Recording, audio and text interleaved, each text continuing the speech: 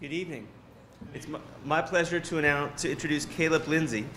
Kalup is a video and performance artist whose work explores sexuality, race, gender, and cultural identity through the lens of melodrama. He broke into the art world in 2005 when he participated in a group show at the Studio Museum in Harlem and did a project at Taxter and Spengerman Gallery, which led to a review in the New York Times by Holland Cotter that opened with the statement, "A Star is Born." I first met Kalup in 2008, I think, when we both participated in the Creative Capital Retreat, and I know that since then I've been a huge admirer of his work and of him as an artist.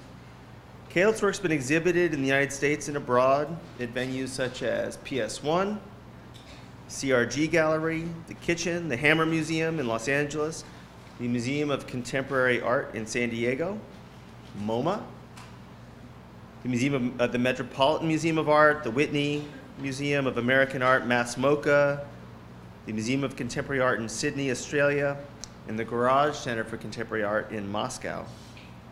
He's collaborated with a number of artists and celebrities, including James Franco, Chloe Sevigny, Dan Colin, Diane von Furstenberg, Perenza Schuler, and TV on radio.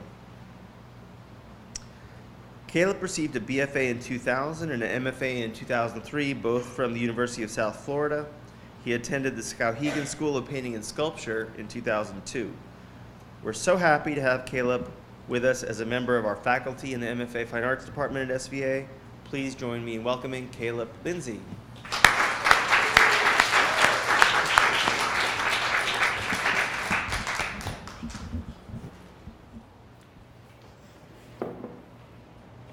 How are you all doing? Doing good. So I'm gonna open up with a video I created in high school. I'm only gonna play you about 3 minutes of it.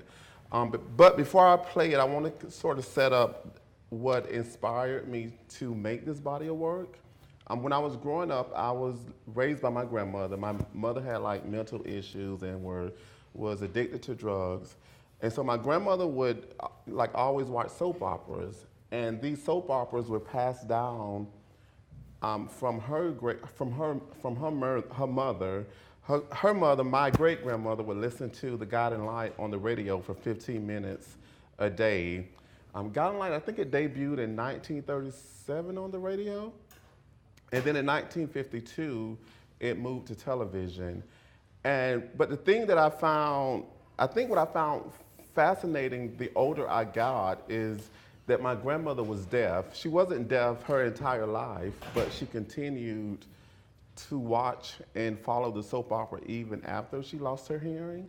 So to me, that was like kind of interesting that she would sort of program her day around her talk shows and her soap operas. She was also a seamstress, so she would like sew, make clothes for people, make quilts for people, but while watching these soap operas. So when I got in junior high school, I started wanting to act, to explore acting, and soap operas was one of those things that sort of triggered that and nurtured that. I was always artistic. I was, singing in the church choir. I learned how to play the piano in junior high school by ear, and then my aunt put me in piano lessons, and then it was almost too late because I didn't have the patience to kind of slow down, but I can somewhat sight read. And so once I was finishing high school and trying to decide what I was going to do in terms of going to college, I decided I was going to go into mass communication. I had already considered theater, but I was told that in high school that it was going to be hard for me to get a job. And so like art isn't, but art was never like the first option, because as a visual artist, I feel like I evolved into the visual arts. I was always writing and performing and singing, but the definition of art back in my small town, which is called Stuckey, is where I grew up, but I was born in Claremont, Florida. So visual art, it didn't really consider video and performance. Like I had no idea what video and performance art was during this period in my life. And so once I graduated high school, I entered into mass comm, and then I went over to the art department after deciding I didn't want to be in mass communications, because it was really like telling the news, but people were telling me like, oh, your presentation is too feminine and that sort of thing, or like too expressive. And so I ended up going over to the art department, where I took courses in film. And while I was there taking courses in film, they phased the film program out and went digital. And so I ended up getting my degrees in studio art and electronic media. Right now, I'm going to show you a video from 1994 when I was in 11th grade. I did a soap opera for my environmental science class. I mean, I was making these videos, but it wasn't like video and performance artists. It was like, write a paper, do a science project. So I would actually ask if I could create like a soap opera for the project. And so I would round up my sisters, my cousins, and we would shoot these videos. And so a lot of videos I recorded over, like this was like VHS. And when I ended up doing General Hospital with James Franco, my family threw a party. And so happens the media teacher, who wasn't my teacher, but she let me go in after school and edit. Like she taught me how to use the program. But because I was in student council, I was student body president, they would kind of bend the rules a little bit. And so, but so happens that year when I was doing General Hospital in 2010, she was retiring. And so she came across this particular video that she kept like all those years, because I had completely lost all the videos. And there's more of these, but I did have an audio tape that my aunt kept that resurfaced like last year, and I took it to it's at EAI. So I may try to figure out what to do with that. So anyway, but it was like, oh, like I had no idea. I thought all these videos were gone forever. Like I would tell people about them, but I had nothing tangible, nothing concrete to show them.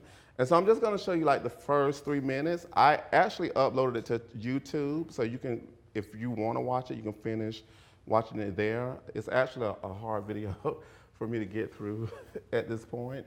So I'm gonna open up with this because I think this will give you an idea of where I started and how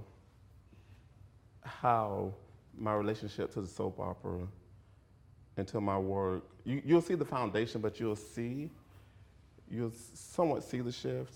I don't understand. What?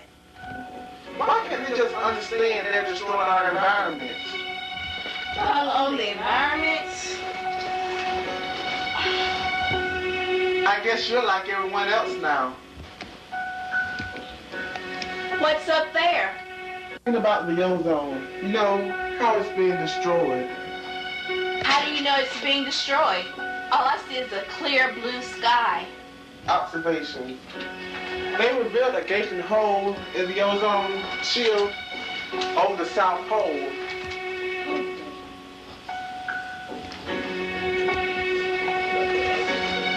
What's wrong with you?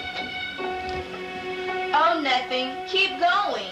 Did you know in the area the size of the United States, 50% reduction of the ozone layer? It was a 50% reduction, I mean. What's wrong with you? Serious.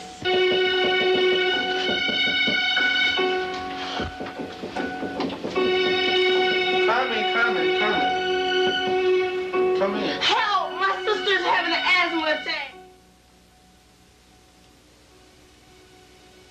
What do you think made my sister have an asthma attack? I mean, it just came out of nowhere. Pollution. When pollution reaches high levels, many people complain of headaches, irritation of eyes, nose, and throat nausea, and a general ill feeling. Ozone seems to be the predominant factor in irritation of mucous membranes. Acid particles, particularly those of furic acid correlate most closely with the increase in asthma attacks. And carbon monoxide may be responsible for weakened judgment, drowsiness, and headaches. High levels... I didn't know that. Although this mortality increase is attributed to air pollution, it should be noted that these deaths occur among people already suffering from severe respiratory or heart disease. Who's gonna die? Don't think of it that way. Just pray and hope for the best. Let's speak to Dr. Jones, please. Yes, Dr. Jones. Could you tell me when my test results will be back? I have just pulling my hair out, just wondering when the test results are gonna come back. And my skin itches so bad. What do you mean you can't give me your test results? Oh! Oh, I hate you, Dr. Jones. Who is it? Hi, Jody. What's up? Oh, nothing. Well, I just stopped by to tell you that we was having a discussion over to my place tomorrow afternoon. I wondered if you wanted to come. Oh, sure, Justin. Now, be sure to be there because it's very important. It's about the environment. Yeah, I'll be there. All right, I'll check you later. Okay. All right, bye-bye. Bye.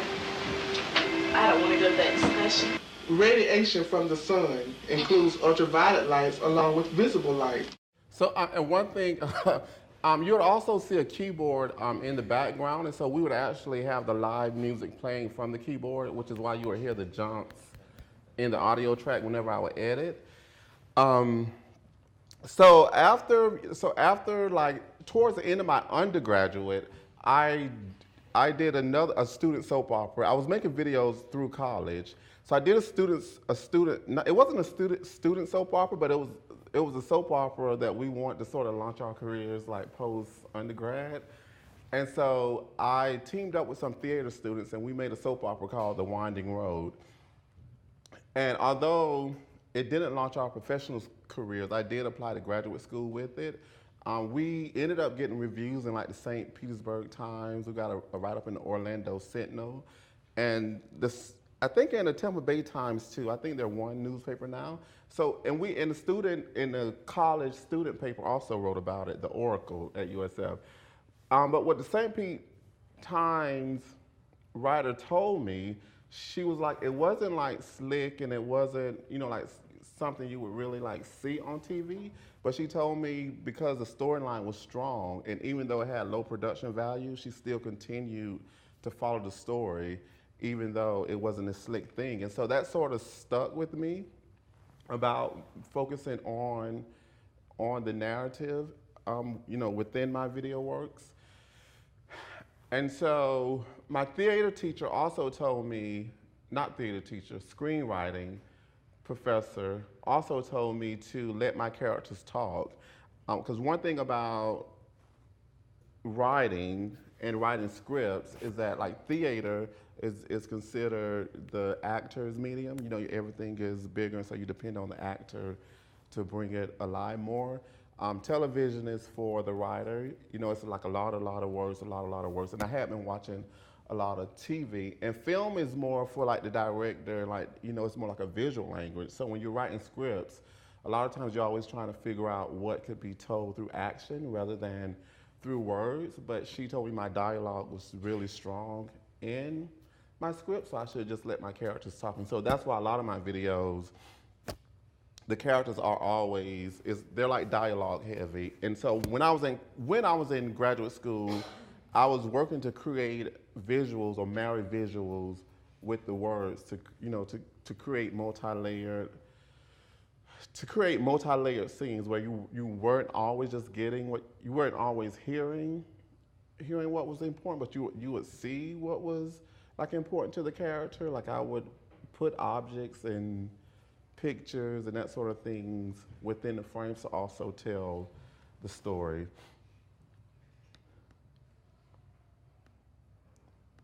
So after I got into graduate school, I submitted a family video and I submitted the soap opera. And my first critique was like really traumatizing to the point I was like questioning and asking like, why did they let me in? Because it seemed like most of them hated the soap opera. based on the critique, but they were telling me, and I think they were right, they were just saying it was like a lot of cliches and it was like a low budget Dallas or Dynasty and that sort of thing, and what are people gonna think, art student doing a soap opera, they're gonna be like, what is this? And so through that first critique, and I think, but they also say when they watched the family video, they say they felt something was there, and so that's why they let me in.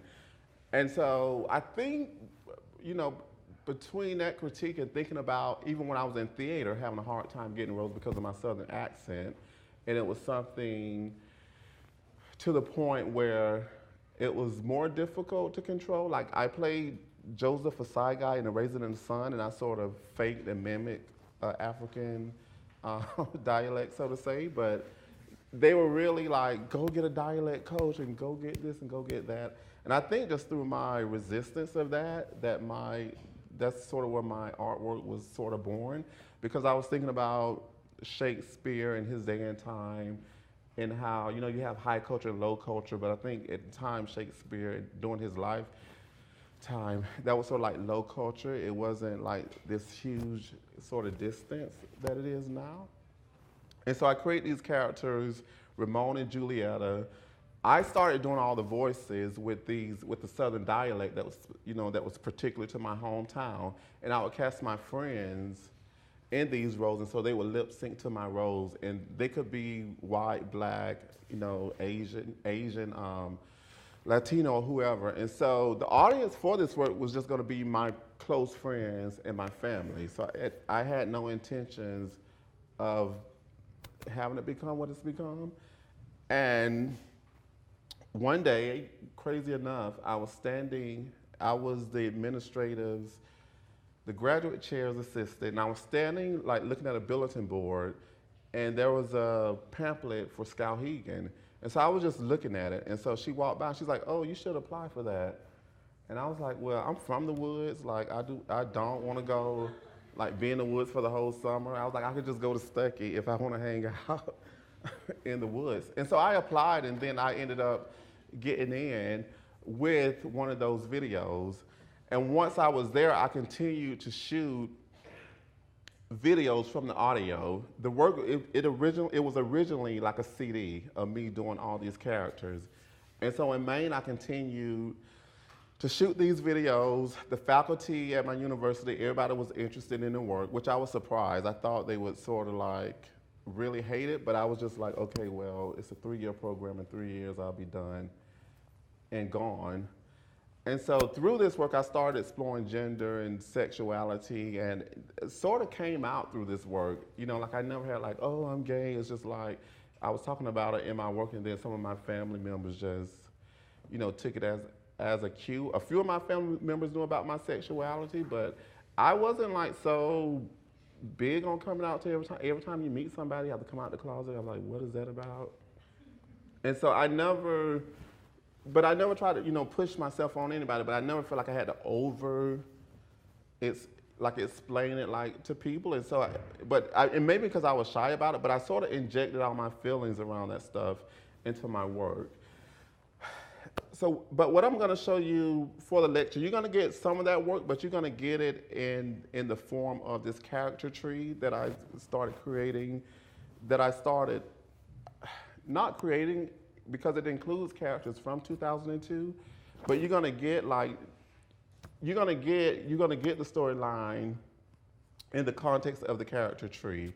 In the late 90s, my family gave me our family tree to create, and I didn't have to do it because we have Ancestry.com, but somewhere like 2011, 2012, I say, well, why don't I sit down and create this character tree, because I was creating these different families in these different videos, but I would always tell people they were related, but I was like, why don't I sit down and create the tree? I ended up creating new characters to fill in a particular tree, and so what you're gonna get here, you're gonna get their tree collage, and then you're gonna get the videos that they're in. So if you have any questions about the work, you can ask them at the end. I'll probably come in and elaborate on some of the videos that you're seeing, but you're gonna see the exploration of, you know, the sexuality and the language and that sort of thing.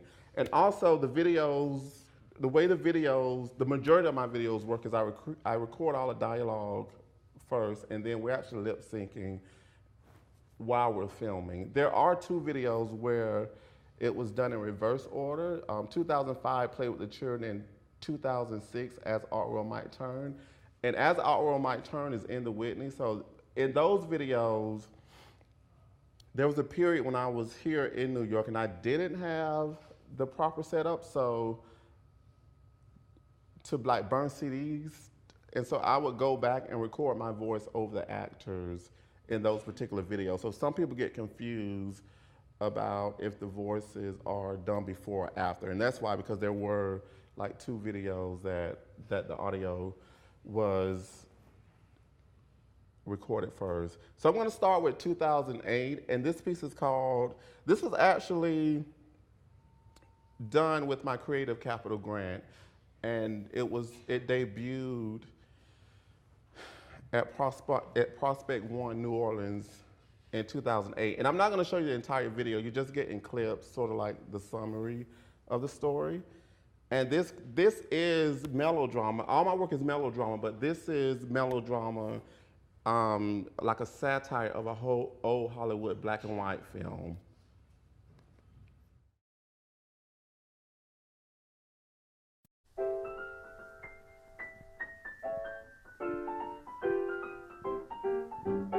If it don't fit, don't force it, 'cause you'll make your mama mad.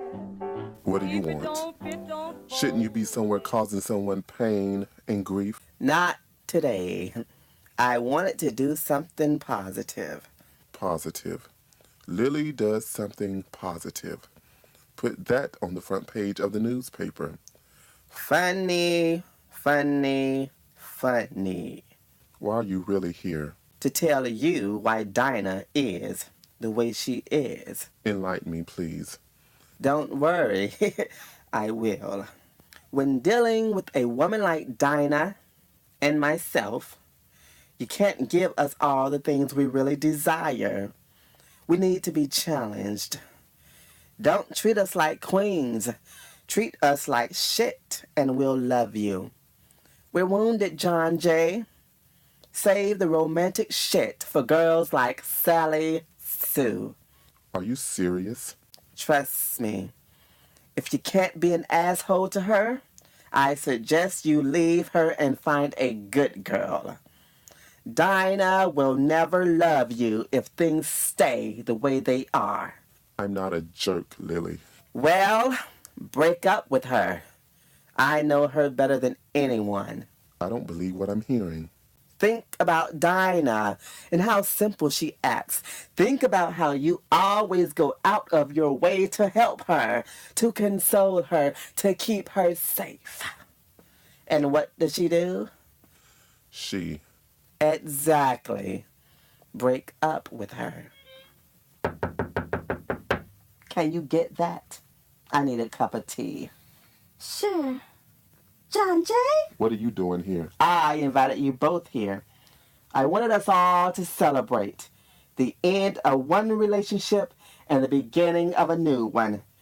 Come in, John Jay. What the hell are you up to? I just told you. Why don't I fix you a cup of tea? This party is over. I refuse to sit here and waste my time on a bunch of bullshit. No, please wait.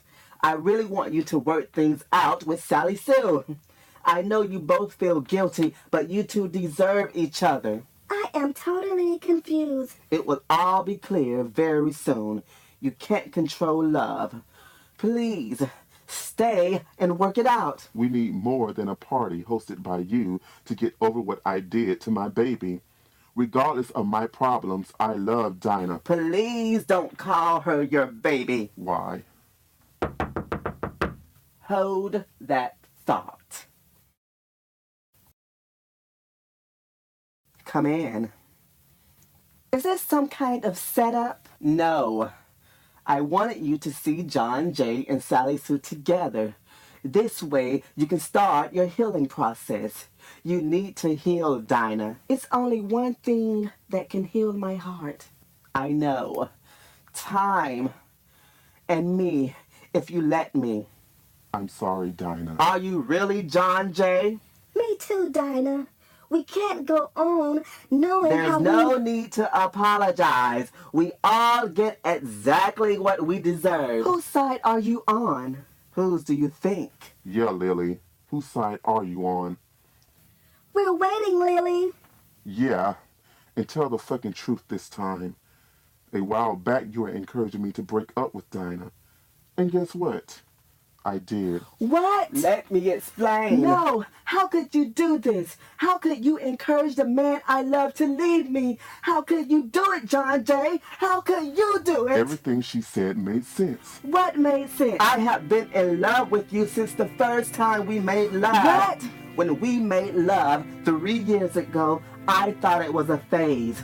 But it happened again 2 weeks ago, and I knew it was the beginning of something new. A fulfilling relationship with my soulmate. I don't believe you. I know I promised not to tell, but I love you.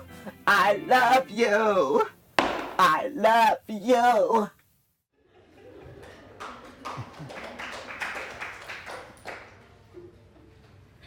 So we're in like 2007 and 2012. 2014, I guess. Actually, it's 2012, the date wrong. Mama told me how it all went down. It's so weird. All I wanted was to find a man and sing.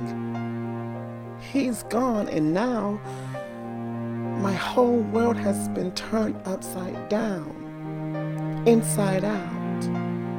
None of my dreams are coming true. I don't get it, KK. Is this the part when patience is supposed to be patient? I wonder what she's like in person. I heard she acts like a little girl. I'm sure she's just sweet. Don't believe everything you read on the web. She's our sister now. Yeah, a sister who has to help us run our mother's company. I was just thinking, is it written that Patience is our sister? No one has mentioned a blood test. I was really nervous about meeting you. So were we. It's great to meet you, but I do believe we should get a blood test. This entire thing is based on some oral history. Fine. I will get a blood test next week when I go in for my checkup. Good. We do need you to run the company. Technically, you are the oldest. Yeah, Mom was really excited about finding out you were alive. Allegedly. You know she's our sister. Let's just get the test to confirm it. However, we should move forward with KK Enterprises. I'll handle KK Queen Survey. I will handle the real estate. And I'll take KK Records in the direction I've always thought it should go. You're gonna do what? I am the active CEO of KK Records. And from now on, we are singing mushy wushy songs. How in the hell is that gonna work? You'll see. Don't dare underestimate me. Okay, it's weird. Won't it be confusing? No. You're going to sing every mushy wushy song I tell you to. Here's the first one. Mushy wushy is back. Now get on it.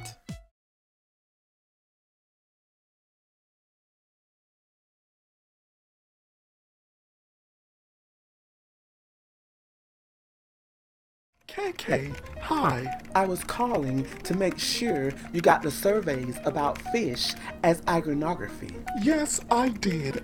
Your research company is so helpful and informative. I'm so sorry me and your sister Hope is always at war. Well, we are family. Families fight. That's why I hope Katanya's Family Tree Commission will bring us closer. How is that going? I'm checking in on her later.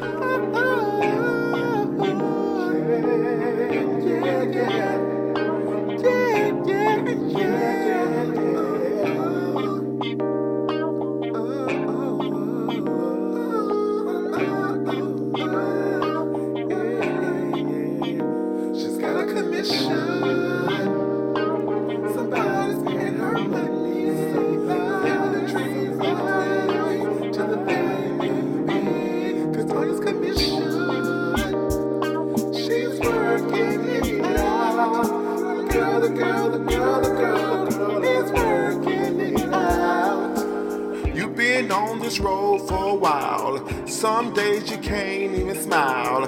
Got you all stressed out on this route. Stop living your life in doubt. Fuck the powers that be. Shit, you the power that be. If you can't hold yourself up, ain't nobody got time to prop you up. Stand on your own 2 feet. Walk with those who groove to your beat. Don't be afraid to take the heat. Every now and then key. A sense of humor helps with the weight. Don't worry, you know you ain't gonna break.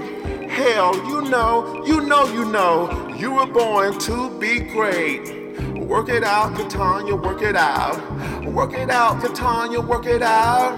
Work it out, Katanya, work it out. Work your thing out. Work it out, Katanya, work it out. Work it out, Katanya, work it out. Katanya, work it out.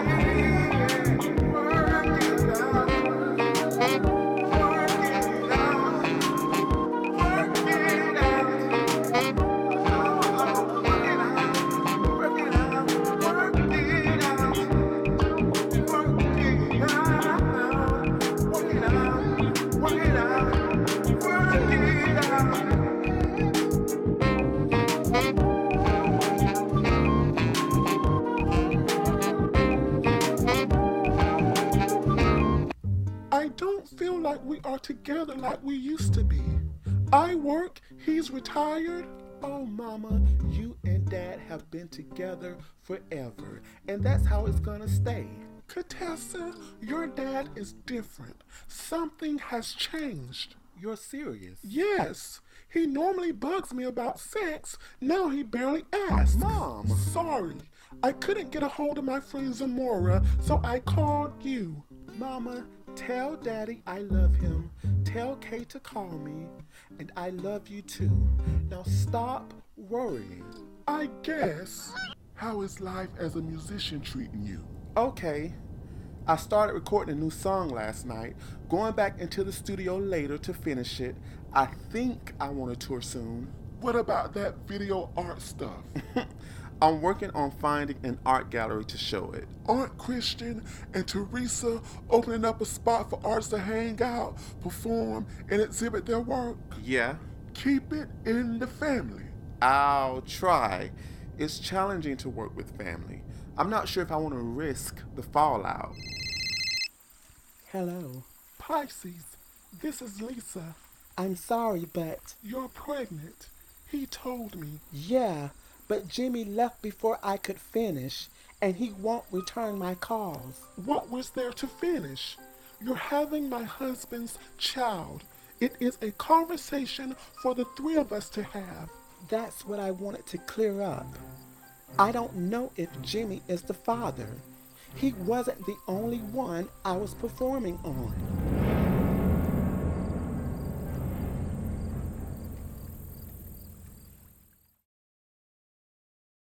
So this is 2003, so it's going to jump back for a minute. Hey, Grandma. How you doing? I'm doing all right, baby. How you? Not good. What's wrong? Mama, she called fussing at me again. Somebody told her that I was performing at Shady Oak College. She know I want to be an entertainer. What did she say? She said I was an embarrassment to the family. Lord, I don't know what I'm gonna do with her.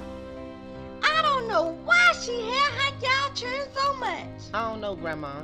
It's like she don't mind me being gay as long as I don't flaunt it. I had a right to be who I am and let the world know it. You sure do. I'm just tired of the stress, Grandma. It's bad enough the world might not accept me, but my mama, I love my mama. I know you do. She loves you too. She just don't know how to show it sometimes.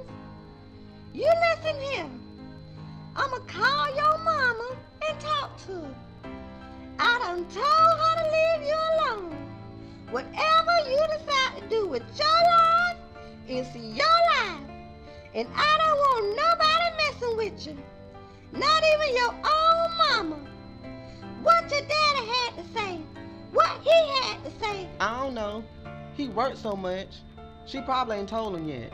Well, if she did or she didn't, grown mess with my baby.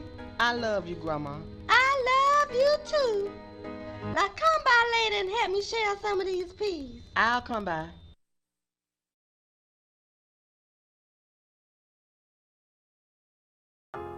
What? Are you sure? Yes, we've been looking for him a day and a half. A day and a half?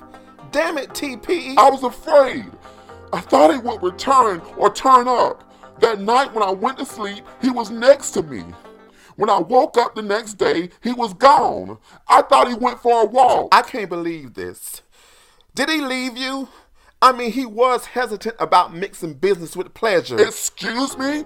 We searched the entire island, the airports, the train stations. He was just telling me he didn't want any more drama. I fucking love Taiwan. There wasn't any drama with us. It's his fucking past we can't seem to get rid of. You need to find my damn cousin. You need to tell your family what's going on. Kay, baby. Mama, it's Taiwan. Taiwan what? He missing. Missing how? The cruise. I thought all y'all went together. You, Taiwan, Christian, and Teresa? We did. My name is Christian Jones. That's my wife, Teresa Jones. Here is my poem. You see me on the cruise. I won't drink too much booze. You see me on the cruise. I won't be on the news. You see me on the cruise. Let me be your muse. You fools, be cool. Shooby-doo, dooby-doo. Yay! That's my husband, y'all. Now, I want to introduce to the stage my cousin, Taiwan Braswell, and my nephew, Kay Braswell. And y'all better sing too.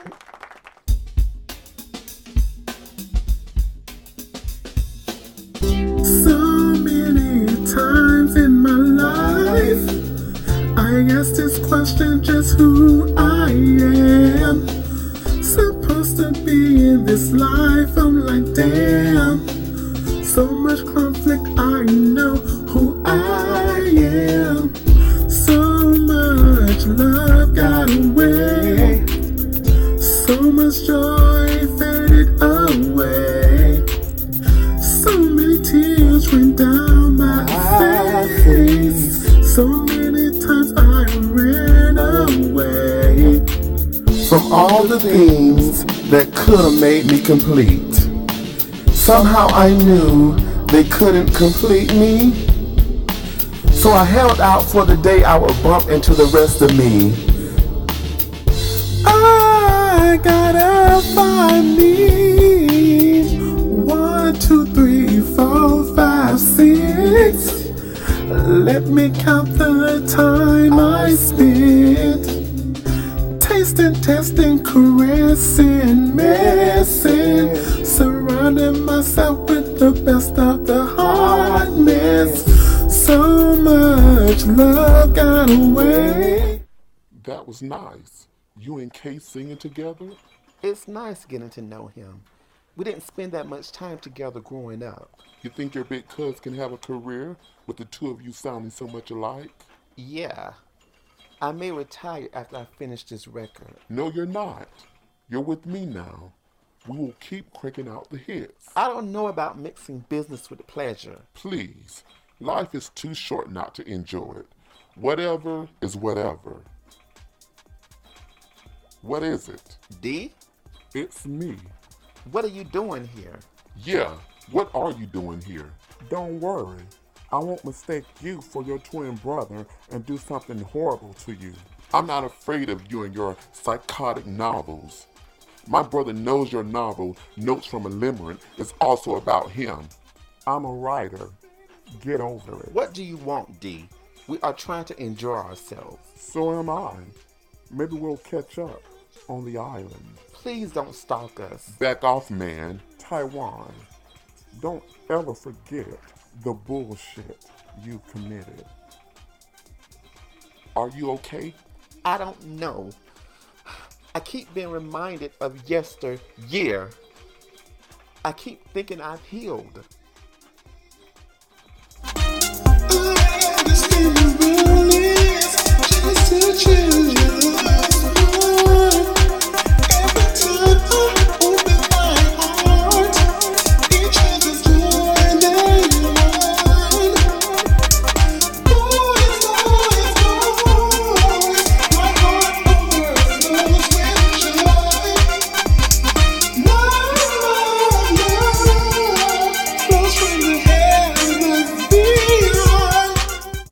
We all stayed a few days on the island, but they decided to stay longer. We have to call Norlee. Mama, I can't. I said we.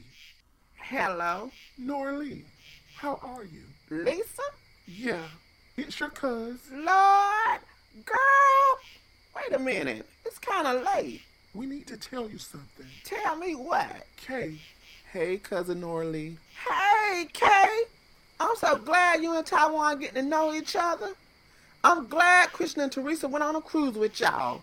All us need to go next time. Yeah. Maybe we can have our family reunion on a cruise. Mama, I can't. Norlee, Taiwan stayed in Tahiti a few extra days. I know. He said he was working on some new music. His producer friend called and said he is missing. What? It's been over a day and a half. They say they searched everywhere.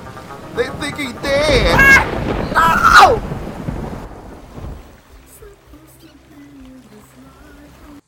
So this is last year when I start to bring the entire family together.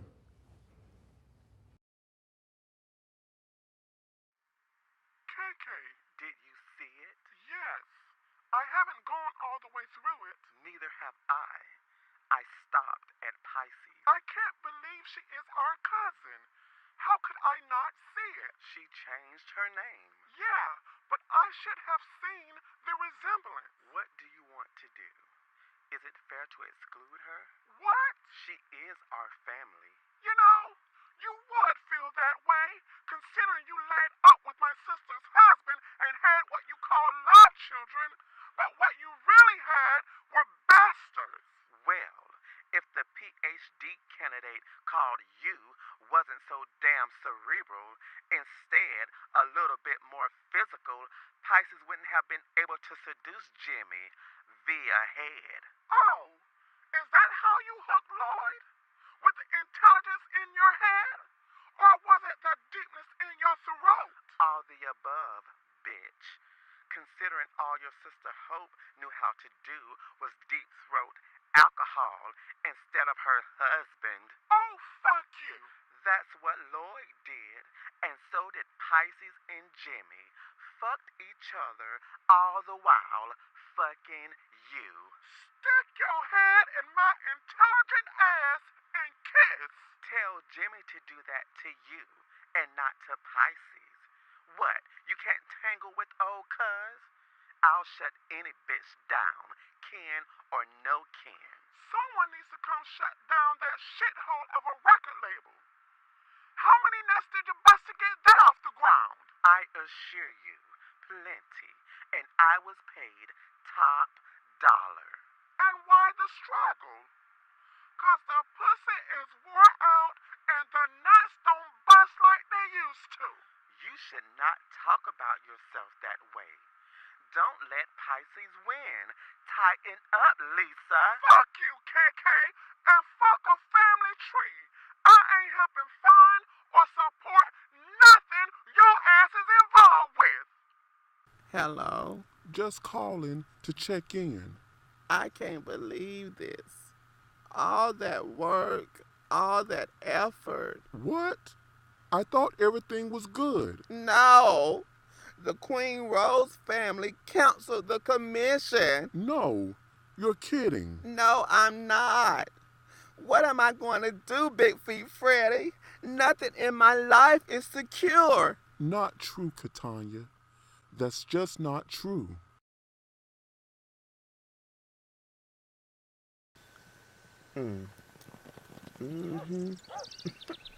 This is my family too.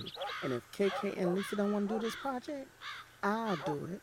Hell, I'm Florida Queen. Hello? Is Trinity home? Speaking. I'm trying to get in touch with Katanya. That whore don't live here no more. I raised her, and now she won't even speak to me. But when was the last time you spoke to her? That ain't your damn business. I don't know you. I'm calling from the Queen Rose family. Actually, I'm not sure if you know it. Queen Rose? No, I ain't told her about her people. Why? You could have saved us the trouble, ma'am. When my brother and his wife died, Mary ain't want to have nothing to do with Katanya, and I'm still mad with her ass. All of us was young. Katanya was 2, and Kane and Marilyn was 18, and 16 when they had Katanya. I see it. I got it here. I'm sorry. We didn't know. None of us knew. Mary don't want to have nothing to do with us either. 'Cause she mean as hell, like me. Please tell Katanya to get in touch with me. Please. My name is Florida Queen, and it's about the Queen Rose Family Commission. Remember me, oh Lord, remember me. Granddaddy. Remember me. Remember me. Oh Lord, remember me. Mama Rose? Don't be afraid, my child, but remember, I'm sorry. I love you always, my girl. Is Mama and Daddy with you? Lloyd? Your mama and daddy dance in the moonlight every night, just like me and your grandmother. And Lloyd? He's not here with us, sweetheart. You have always been a smart girl. Don't forget to let your feelings pass, baby. I've been through so much. I wish you were still here. No, I am with you always. But don't forget to love the family that is still with you. I do. Forgive. Whatever happens, forgive. Forgive your ego. Forgive theirs.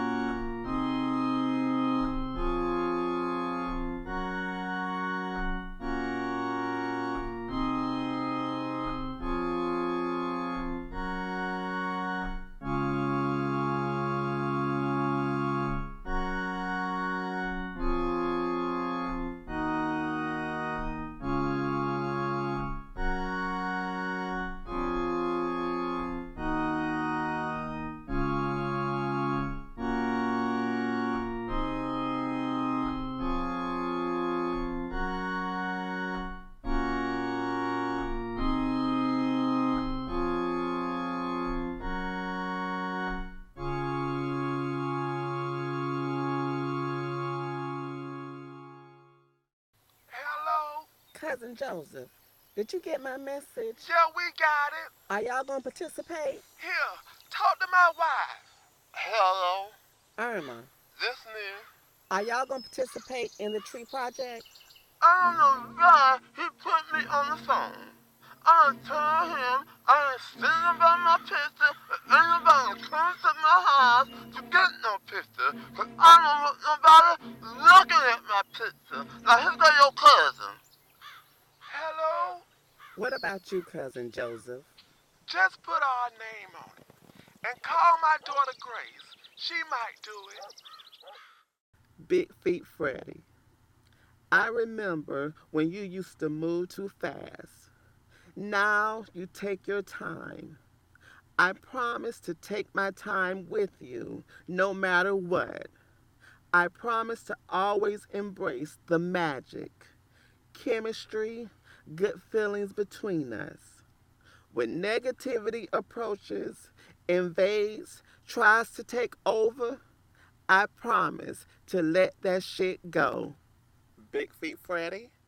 Katanya, I promise to love you no matter what.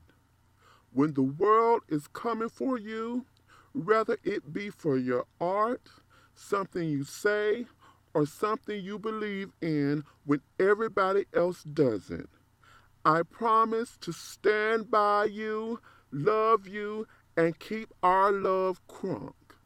From the start, you were that good place in my heart. And until the end, I hope you will let my love make you feel zen. I now pronounce you husband and wife. Big Feet Freddy, you may kiss your bride. I can't believe this. It's a good thing, right?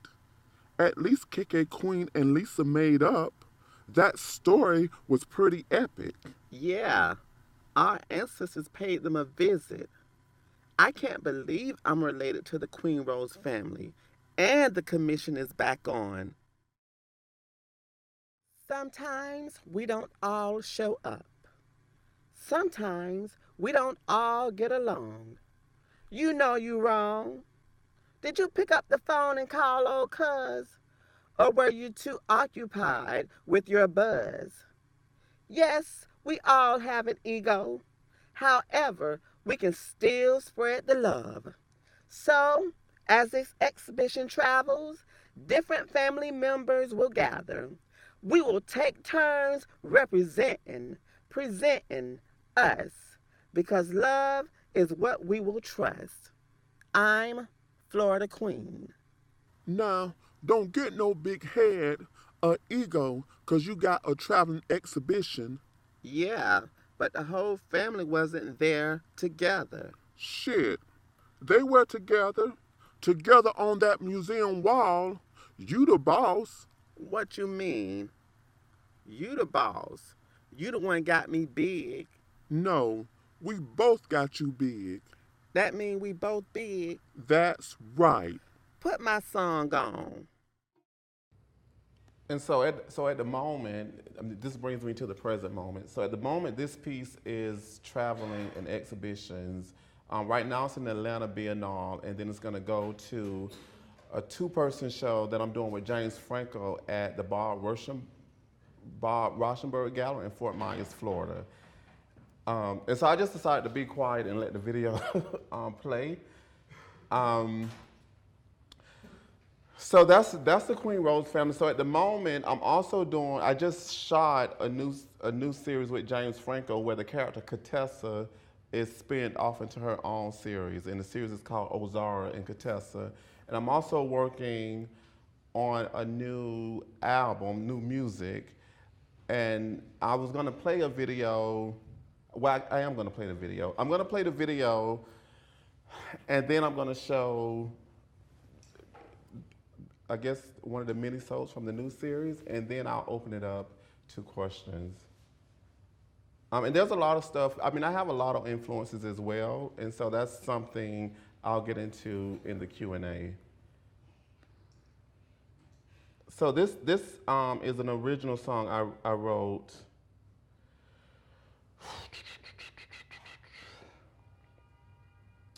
Okay, let me see. It's called Never Gonna Love the Same. This will feel like a point of departure. I just played this video for a piece I did in Orlando, and this is really because of the election and that sort of thing. And so right now I'm feeling a little different. I mean, I do think comedy is good for the soul, but every now and then I do something kind of melancholy.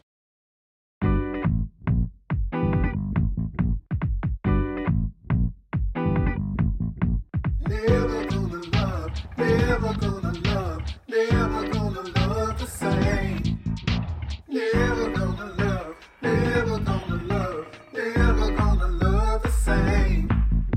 Never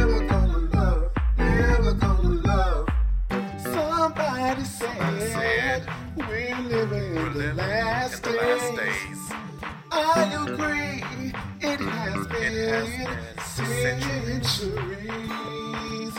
One war, two wars, 10,000 wars at our core. It's a shame those leaders can't see what we need is more love.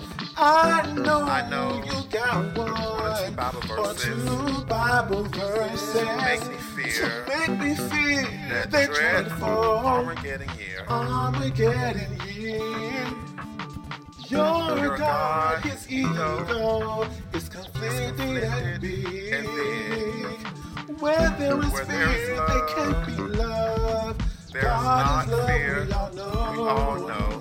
Why can't some of those who claim to love God can see it when they preach to kill and destroy? That ain't God's love. It ain't God's love. Egos, God don't need you. You playing God. He created us all to live life in love.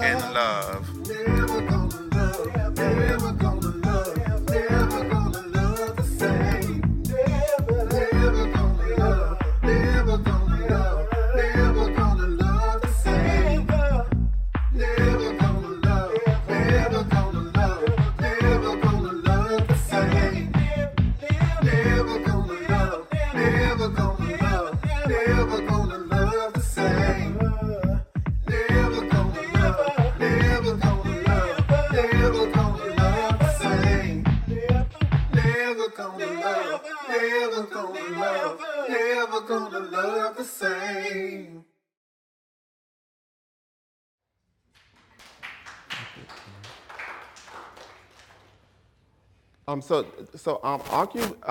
This is an episode from, it's called Occupy Nuts. It's from As Art World Bite Turn Season 2.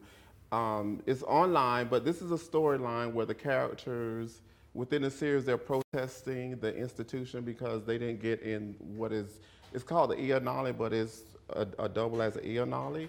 And so it's also on the same lines of protesting. It's like a comedy, but I'm showing this because I feel like it relates to the climate we're in right now. Don't let dick fuck you, occupy nuts. Don't let dick fuck you, occupy nuts. Don't let dick fuck you, occupy nuts. Shut up. Protesting me doesn't fucking matter. Don't let dick fuck you, occupy nuts. Don't let dick fuck you, occupy nuts. What is going on out here? Don't let dick fuck you, occupy nuts. Really, Dick? Them too? I'm sick of the attacks. Dick, are you ready? You have no shame. My own sister. Every time I see you, all I think about is your betrayal. It is what it is, Gina. It's over. Now sign the fucking divorce papers. I gave them to you months ago. I should have never signed that prenup. I helped build this institution. Well, I'm the founder, and the board says I stay. So can you, if you play by the rules. Fuck the rules. I will not give you a divorce just so you can go and marry my sister. Did you hear about the artists protesting the uality? Kind of. I keep hearing Dick has fucked a lot of people. Thank God we are not among them. I know. Can you imagine? I should have never opened my legs to you, Dick. Boy, did you fuck me. Sign the divorce papers. Tina. I know what I'm getting myself into. I'm getting myself into love. She's right, Gina. Let's go, Tina. But he screws everyone. Don't let Dick fuck you. Occupy nuts. Don't let Dick fuck you. Occupy nuts. This sucks. Everything sucks. I have gone completely nuts. Don't let Dick fuck you. Occupy nuts. Don't let Dick fuck you. Occupy nuts. And so in these series, they're only like 3 to 5 minutes long. So now I'm gonna play you just one of the episodes from the one I'm doing with James Franco, and it's called "Sweat in the Wind," and I think it is on the same lines as my work. But in this particular piece, we're both doing the voices, and we lip sync to our own voices as the characters. And then as it goes on, we lip sync to each other's voice. So it's sort of like expanding and trying something slightly different, but it still falls in the line of what it relates to what we both done before. Again, like I was with him on General Hospital, and so it's sort of continuing that experimentation with Hollywood and video and performance art.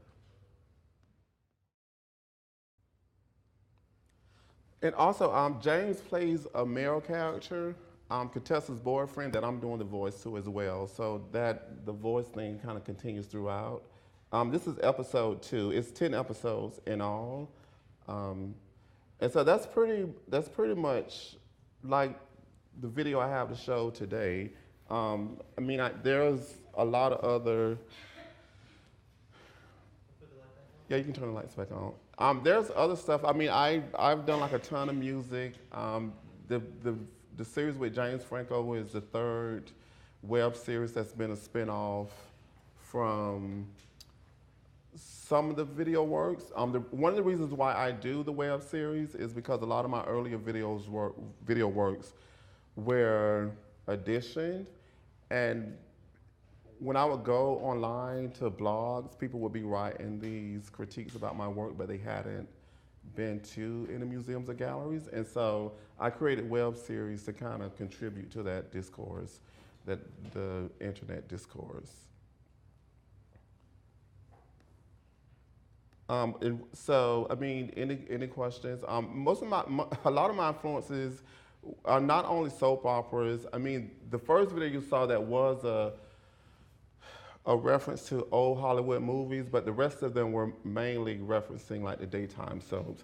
I wasn't just influenced, again, by soap operas. I was also influenced by comedians like Eddie Murphy and Martin. I listened to a lot of R&B singers.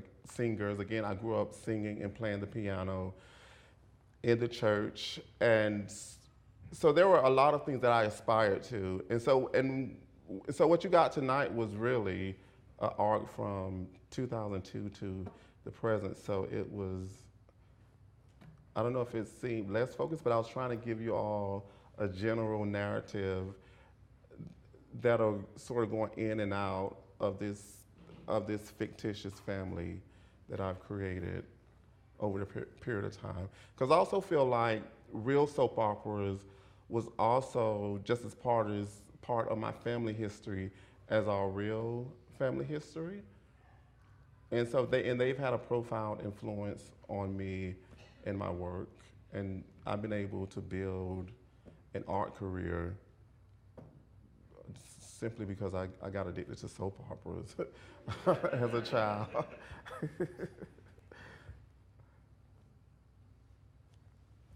So in this culture of Medea, how do you feel like your work relates? The thing about Medea, like a lot of people bring that up, but honestly, like I was influenced by Eddie Murphy and Martin, and so I feel like I was already in my consciousness before the Tyler Perry thing. I don't feel like I'm doing the same thing as Tyler Perry because a lot of my work is my own personal feelings, and I'm not trying to appeal to a certain demographic, in terms of like Hollywood. And so, I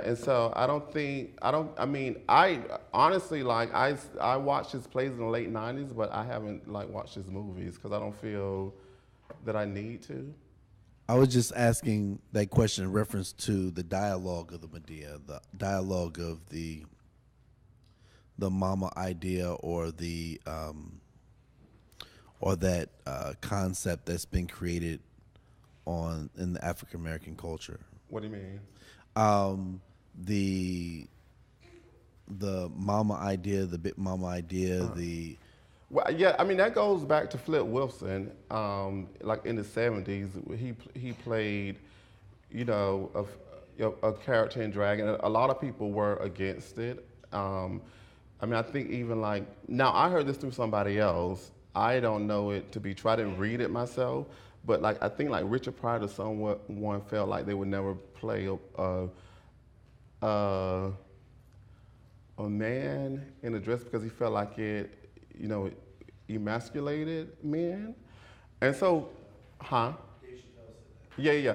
But so my thing to all those guys is like, I mean, I grew up in the 80s. There were no gay role models. So gay people were pretty much left behind. So in terms of a gay child in the 80s, from my own personal experience, which I would tell any of them, you're supposed to have like two straight parents, right? A male and female. And so trying to find a gay identity within that, like sometimes a lot of feminine guys will probably identify with the mother more with the mother than the father. And so as a gay child, I felt like I didn't have a particular role model, so your identity becomes this other thing based on things you're getting from these two heteronormative things. And so I don't think them, because they're not gay, I don't think they really understand that exploration of gender from that perspective. So I'm really curious what you think about the formal device of dubbing and lip syncing. Because I feel like my sense is it started as something that you maybe kind of happened into, and then it took on this real significance in your work, and you keep doing it because I think it's really like a powerful kind of structural device. And I'm just wondering, I'm sure you've thought a lot about it. Could you unpack that a little bit, the different ways in which you use it? It wasn't just something I stumbled upon. It was because in old Hollywood, like with the actors and actresses, like anytime they wanted someone to play a role of a Southern, they would always get like a British actor or actress. And if they didn't like somebody's voice, they would overdub it. And so there are like, even the movie Carmen, the actors, Carmen Jones, the actors are using their regular voices, but the singers are like overdubbed. So that was a thing. Like once I started doing overdubs that we discussed while I was in school. So that is a reference to like the Hollywood, how they used to do overdubs a lot in like a lot of those old films.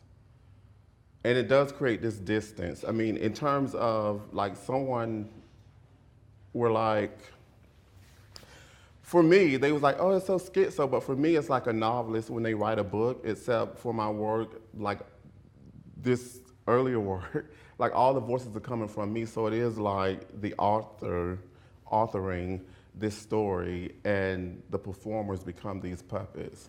So like the very first ones from like 2002 was experimental, but like after having a discussion in school, then I went back and researched like Hollywood cinema, and the overdubbing and the post-dubbing and that sort of thing. And one of the reasons why I like to do the voices before also is because I feel like it's an elaborate drag show, like how drag performers lip sync. Thanks. Can I ask a follow-up, since I've got the mic still? So I feel like, so writing dialogue is obviously it's a hugely important element in your work. Can you talk a little bit about how your approach to writing may have changed over the 15 years or so that you've been writing melodrama? It seems to me like it's taking a new turn also in this series you're doing with James Franco. I'm just curious to hear your thoughts on your writing process or your approach to writing. So I mean, I pretty much, I create the characters.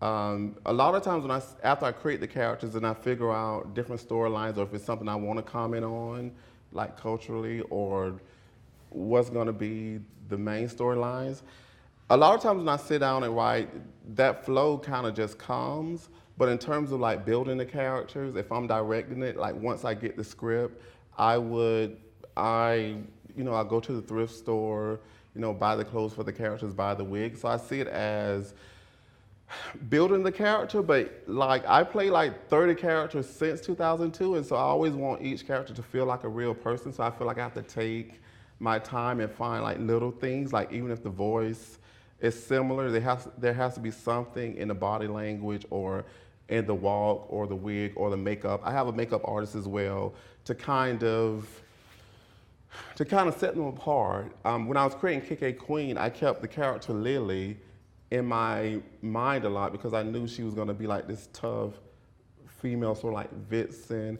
And so I was always trying to make sure I didn't slip into performing her the same way as I performed this other character that was was a similar type, but also is like when you're writing, you have to remember the character's motivation, like what their goals are, like what their end goal and what their purpose is in the story and where they're trying to get to. So it's sort of like because I took screenwriting, so they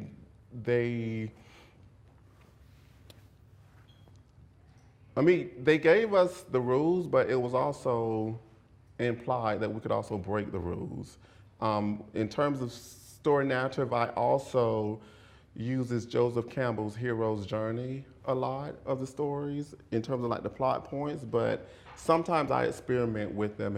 And for those of you who don't know who Joseph Campbell is, he had this theory that there's 12 plot points in every screenplay, and that's what makes a good screenplay. It's just a theory. Some people debate it. And so it's like this is what we respond to when we watch a movie, and if these things aren't there, then we conclude that it's not a good movie, or we can conclude that it's a cliche. And so it's like going in, knowing those things, and sort of playing around and experimenting with them. So it's like taking these, like the scripture says, nothing under the sun is new, you know, and so it's like trying to take these things that already exist and rearrange them and create something new and insert my own voice within that, and hopefully it'll resonate as something different.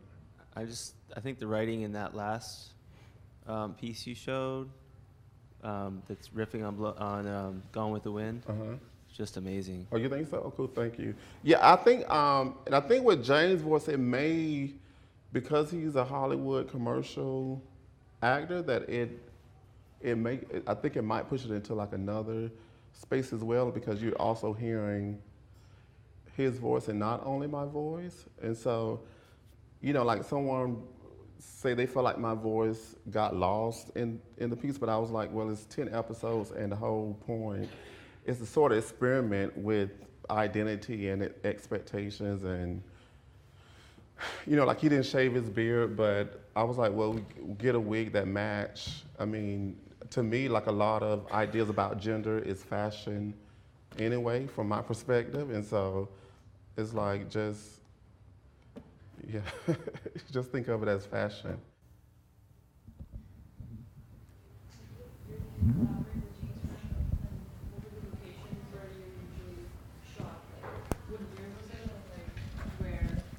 Well, we just shot that piece this summer in Brooklyn, in Crown Heights. And we record the voices separate. Like he recorded his lines and I recorded my lines, and then I edited it together. And then we met in Brooklyn and shot it at this place called Mr. Rogers. Some friends of mine have a studio in Crown Heights, and we shot it there. What year was that? It was this summer, this year. Yeah, that hasn't been released yet. But like initially, like when did you like start out? Like 2010, but it's been like on and off. Yeah. So because you were saying like that you do the recording first. So then does the final production, like when you're shooting, is it like a drag show, as in like you have, like are you actually lip syncing to the dialect right there? We're lip syncing and getting blocking down, and the goal is to get 2 good takes and then move on. Yeah, and we just play the audio, and then I just go back and lay it over.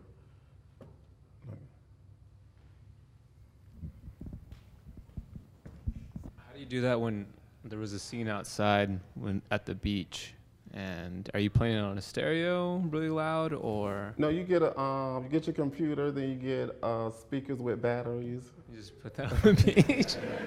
Yeah, but with the beach scene, with the beach scene, we did have problems because we didn't have a speaker. But we'll turn it up. But then, because I think that piece was edited. But like, if you couldn't hear, like somebody would be like there with the computer like out of the frame, so the person can hear.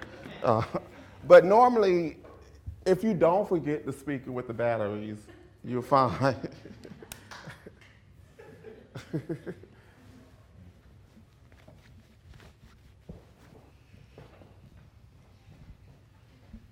It seems like there's a lot of deliberate imperfection.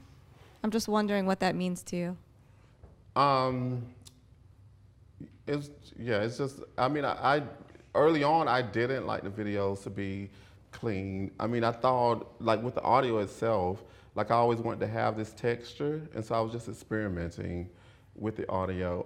Even now with some of, with the reason why I turn it up and down, because like a lot of them are meant for headphones, and so the music, I tend to blast the music where the voices seem to always lower, but when I play it on a loudspeaker, it's always this adjusting, but I think in your headphones, it just plays normal. Visually, it goes back to when that writer told me that she paid attention to the work even though it was like low budget produced. And so in school, like I used whatever camera I had access to, but made sure I kept the storylines strong. So early on, I think that was a 3-chip Sony or Canon that I rented from the school. After I graduated and moved to New York, my aunt brought me a camera from the Home Shopping Network. So I used that, but you know, one thing my advisor told me in college, she was like, if you keep thinking of yourself as a student, you're gonna always make student work.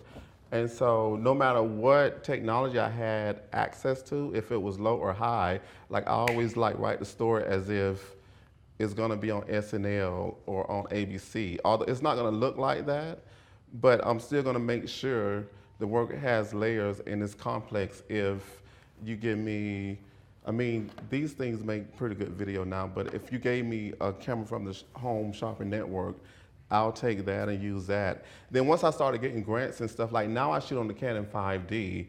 It's not as lo-fi, but it's still DIY. Like I'm still in complete control of the image. And sometimes it's also about the character, like Katanya, her stuff is really gritty because she's like to me, she's a female character with a blonde wig and a beard. So mostly all her videos are very like gritty. Like if you, KK Queen, you're gonna find her like in a slicker video because I portray her because I always wanted to play a vixen on a soap opera. And so like her videos are always well lit versus Katanya. Like even if they're well lit, she's still gonna look, because I'll also add filters to some of the slicker videos, like, because honestly from 2012 to now, like I've been using the same camera. I use the same camera with the stuff with James Franco. We just had like different lights.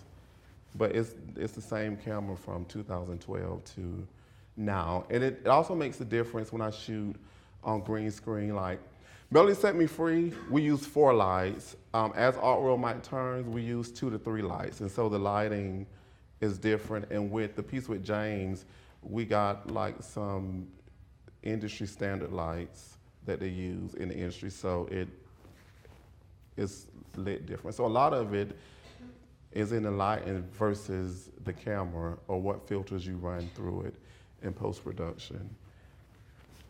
But before 2012, the camera, all those videos were shot on tape.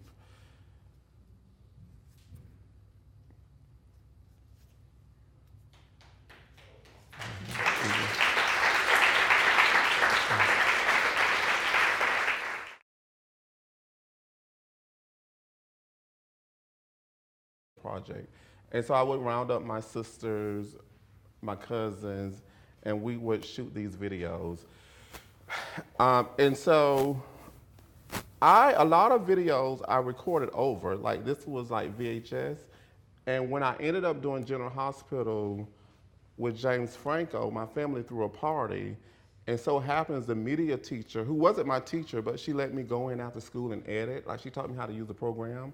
But because I was in student council, I was student body president, they would kind of bend the rules a little bit. And so, but so happens that year when I was doing General Hospital in 2010, she was retiring. And so she came across this particular video that she kept like all those years, because I had completely lost all the videos. And there's more of these, but I did have an audio tape that my aunt kept that resurfaced like last year, and I took it to it's at EAI. So I may try to figure out what to do with that. So anyway, but it was like, oh, I had no idea. I thought all these videos were gone forever. Like I would tell people about them, but I had nothing tangible, nothing concrete to show them. And so I'm just gonna show you like the first 3 minutes. I actually uploaded it to YouTube, so you can, if you wanna watch it, you can finish watching it there. It's actually a hard video for me to get through at this point. So I'm gonna open up with this because I think this will give you Luxembourg, Parenza Schuler, and TV on radio. Kalup received a BFA in 2000 and an MFA in 2003, both from the University of South Florida. He attended the Skowhegan School of Painting and Sculpture in 2002. We're so happy to have Kalup with us as a member of our faculty in the MFA Fine Arts Department at SVA. Please join me in welcoming Kalup Linzy.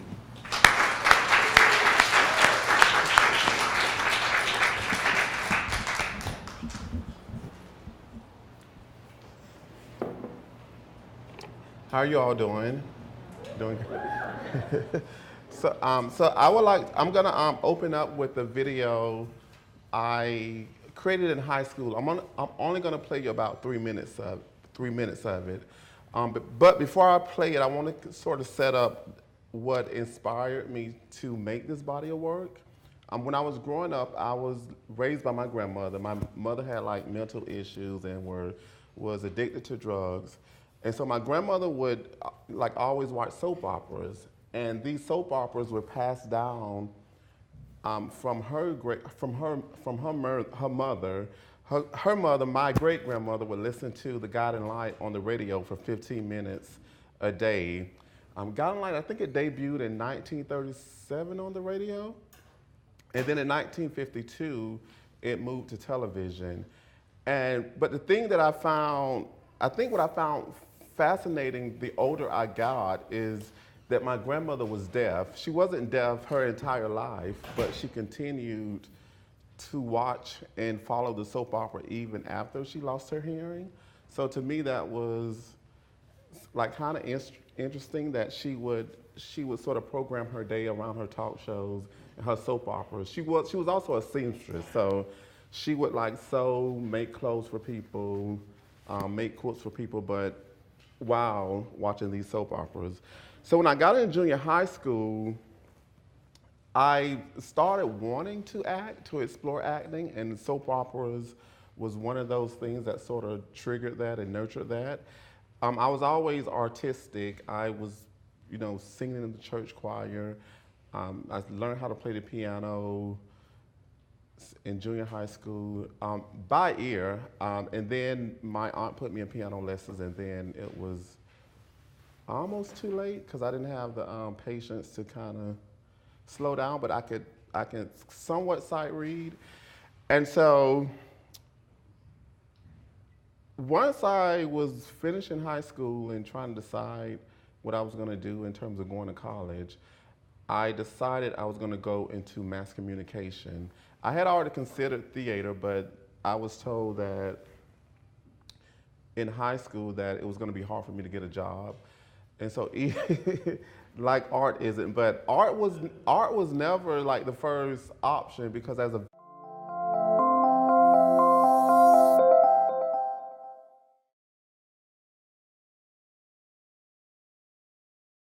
Good evening. It's my pleasure to introduce Kalup Linzy. Kalup is a video and performance artist whose work explores sexuality, race, gender, and cultural identity through the lens of melodrama. He broke into the art world in 2005 when he participated in a group show at the Studio Museum in Harlem and did a project at Taxter and Spengerman Gallery, which led to a review in the New York Times by Holland Cotter that opened with the statement, "A Star is Born." I first met Kalup in 2008, I think, when we both participated in the Creative Capital Retreat, and I know that since then I've been a huge admirer of his work and of him as an artist. Kalup's work's been exhibited in the United States and abroad at venues such as PS1, CRG Gallery, The Kitchen, the Hammer Museum in Los Angeles, the Museum of Contemporary Art in San Diego, MoMA, the Metropolitan Museum of Art, the Whitney Museum of American Art, MASMOCA, the Museum of Contemporary Art in Sydney, Australia, and the Garage Center for Contemporary Art in Moscow. He's collaborated with a number of artists and celebrities, including James Franco, Chloe Sevigny, Dan Colin, Diane von Furst. Visual artist, I feel like I evolved into the visual arts. You know, I was always writing and performing and singing, but the definition of art back in my small town, which is called Stuckey, is where I grew up, but I was born in Claremont, Florida. So visual art, it didn't really consider video and performance. Like, I had no idea what video and performance art was during this period in my life. And so once I graduated high school, I entered into mass comm, and then I went over to the art department after deciding I didn't want to be in mass communications, because it was really like telling the news, but people were telling me like, oh, you're presenting, your presentation is too feminine and that sort of thing, or like too expressive. And so I ended up going over to the art department, where I took courses in film. And while I was there taking courses in film, they phased the film program out and went digital. And so I ended up getting my degrees in studio art and electronic media. Right now, I'm going to show you a video from 1994 when I was in 11th grade. I did a soap opera for my environmental science class. I mean, I was making these videos, but it wasn't like video and performance artists. It was like, write a paper, do a science project. So I would actually ask if I could create like a soap opera for the